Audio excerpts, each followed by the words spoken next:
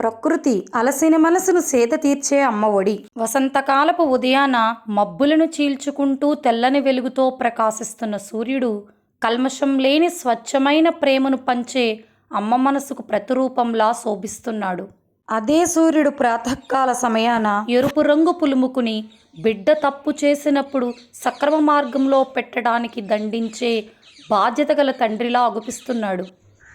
వసంతకాలపు రాకతో విరబూసిన వేప చిగురును ఆస్వాదిస్తూ అందమైన చిలకమ్మల కిలకిల రావాలు, చిలుకలే కాదు నేను ఉన్నానంటూ తన ఉనికిని చాటుతున్న కాకి రాగాలు, పక్షుల కిచకిచ శబ్దాలకు అనుగుణంగా సంతసంతో తలలు ఊపుతున్నట్లు నారవిరిసిన వసంతకాలపు పువ్వుల సొగసులు కంటికి ఇంపుగా చెవికి వినసంపుగా అబ్బో ఈ సొగసు వర్ణింపతగునా.